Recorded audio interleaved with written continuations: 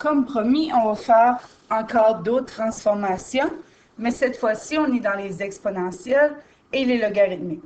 Donc, ici, on a une fonction exponentielle. Pourquoi exponentielle? Parce qu'on a un exposant et notre x se trouve à l'exposant. Donc, on va faire les transformations comme on l'a fait avant.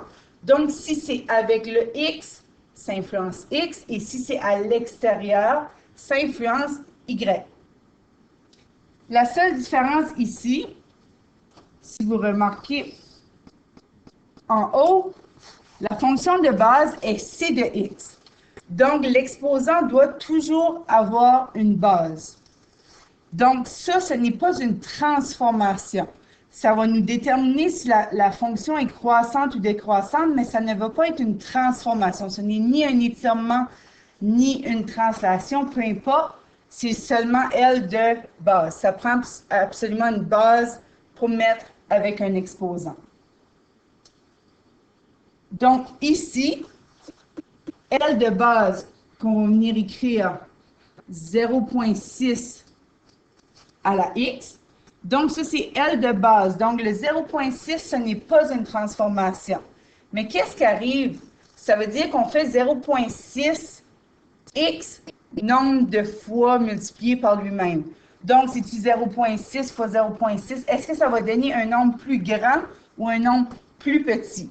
Ça va donner un nombre plus petit. Donc, c'est pour ça que cette fonction-là est décroissante. Donc, au lieu d'augmenter, ça diminue. L'ordonnée à l'origine. Donc, évidemment, on laisse tomber la fonction de base pour aller voir vraiment celle-ci. La fonction de base, c'est vraiment juste pour comparer les transformations. Ou plutôt, aller voir les transformations. Je vais l'écrire. Donc, l'ordonnée à l'origine, c'est quoi une ordonnée à l'origine? Valeur d'y quand x est 0. Donc, qu'est-ce qu'on peut faire ici? Seulement remplacer notre x par 0 et on calcule. Ou vous pouvez aussi le faire à la calculatrice et ça donne environ 103. L'abscisse à l'origine, x égale à moins 3,22.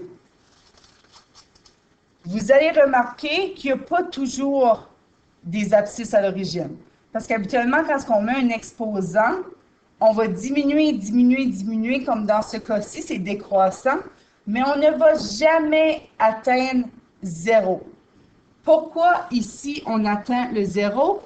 Je vous laisse y réfléchir, puis je reviendrai avec ça au prochain cours. Le domaine, x appartient à R.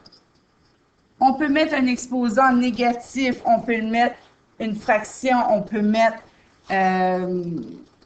des décimales, on peut mettre n'importe quoi comme x.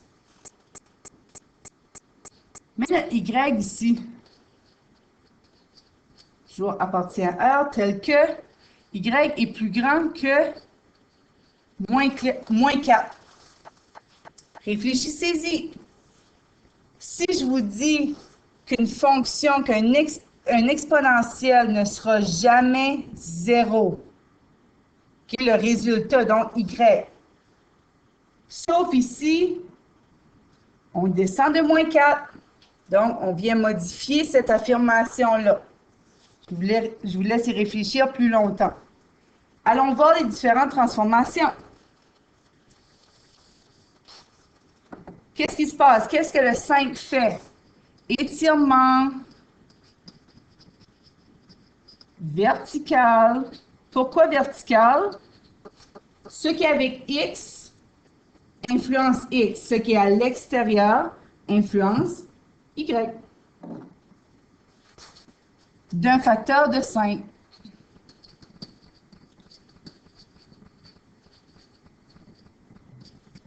Donc, il va y avoir en tout 5 transformations. Donc, pour vous laisser de la place, assez. Le moins 2, donc le moins, qu'est-ce qui signifie? Ça veut dire que notre x change. Donc, on va avoir une réflexion par rapport à l'axe de Y. Le 2 devant le X. N'oubliez pas, dans l'équation, on écrit l'inverse de qu'est-ce qu'on fait en réalité. Donc, étirement horizontal d'un facteur ou seulement de